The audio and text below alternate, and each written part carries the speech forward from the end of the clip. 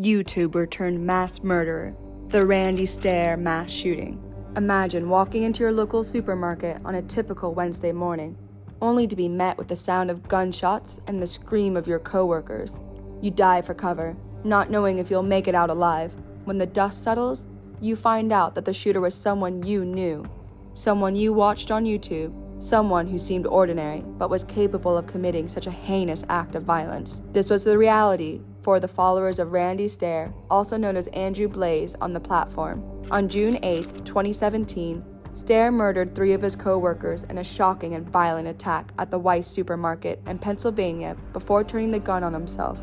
But what could have led this seemingly ordinary man to such a disturbing act? As we explore this case, we'll delve into the disturbing details that led up to the shooting, including Stair's troubled past and his obsession with death and violence. We'll also uncover the disturbing content he shared on his YouTube channels in the weeks leading up to the shooting. Join us as we try to make sense of this alarming case. Welcome to the dark and twisted world of Andrew Blaze. Who was Andrew Blaze, you ask? Well, on the surface, he was just your average young man living in the small town of Dallas, Pennsylvania. But beneath the surface, there was a disturbing and deeply troubled individual. Andrew Blaze, or Randy Stair as he was known in the real world, had a history of mental health issues dating back to his middle school years. In written stories he presented to his English teacher, the main characters would often end up in deadly incidents. And as he entered high school, his suicidal thoughts intensified.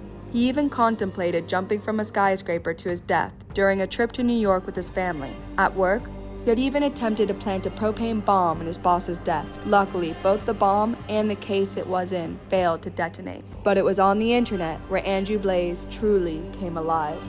He had multiple YouTube channels over the course of 9 years, the first of which was created in 2008. On this channel, Pioneers Productions, Blaze introduced a cast of toy characters such as Mr. Horsehead, a stuffed whale, and a plastic frog. But in 2012, Blaze started to inject a darker and more serious tone into his content. One such video, titled Somber, showed him walking around and throwing rocks into a body of water, as well as carving something on a rock. There was no talking in the video, just an eerie and unsettling atmosphere. The final series was a series of 5 videos that were all uploaded to the Pioneer Productions channel. The first video in the series was called Amnesia Rape and showed Randy being tied up and violated by Froggy and Whale after a weight falls on his head. The second video, called The Search for Remember, showed Froggy revealing to Randy that he has the full HD version of the Remember track on a laptop. But then the scene turns out to be a dream and Randy ends up finding the HD version online. The third video, called Extinction, shows Randy killing Froggy and Whale and putting their bodies into a box. But perhaps the most disturbing aspect of Randy's online presence was his obsession with the character Ember from the Nickelodeon cartoon Danny Phantom,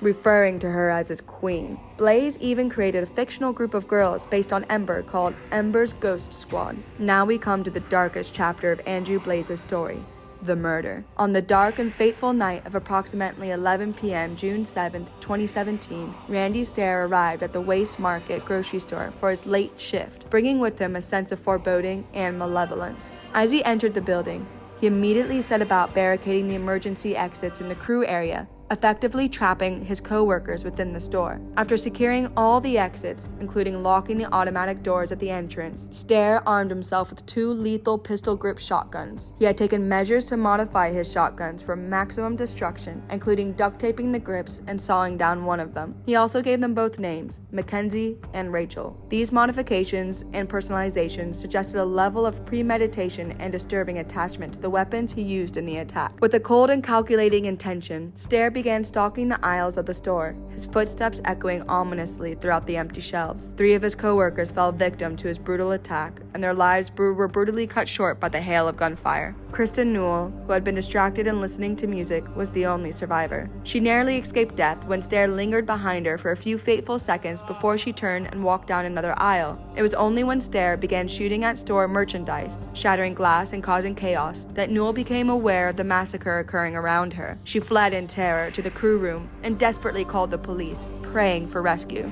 The shooting finally came to a gruesome end when Stair turned the barrel of his weapon upon himself, taking his own life with a self-inflicted gunshot near the deli section. When investigators arrived on the scene, they discovered that, despite arming himself with 2 shotguns, all the fired rounds had been ejected from only one of the weapons. The tragedy of that night will forever be etched in the memories of those who survived and the loved ones of those who were lost. As the sound of gunfire echoed through the shelves of the grocery store, the victims of the attack were thrown into a state of panic and confusion. They frantically searched for a way to escape, their hearts pounding as they tried to outrun the hail of bullets. Others may have immediately tried to flee to safety, darting down the aisles. Amidst the chaos, the victims were forced to confront their own mortality as they watched their co-workers fall victim to the violence. They may have wondered if they would be the next to be targeted, their minds racing as they weighed their options and tried to come up with a plan. They may have struggled to comprehend the horrors that were unfolding around them. What did they do to deserve such an end? After the shooting, it was discovered that Blaze had left behind a large amount of social media content, including journal entries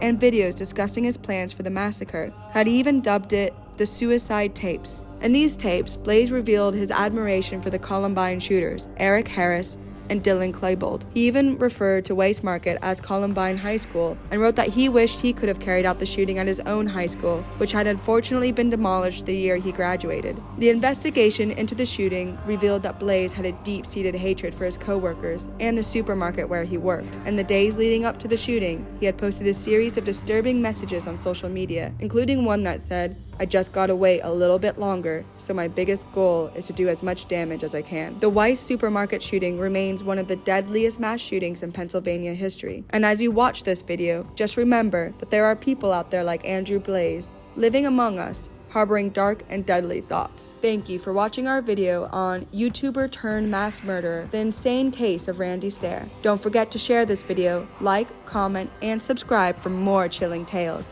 unsolved mysteries, and haunted histories. Until next time, stay safe.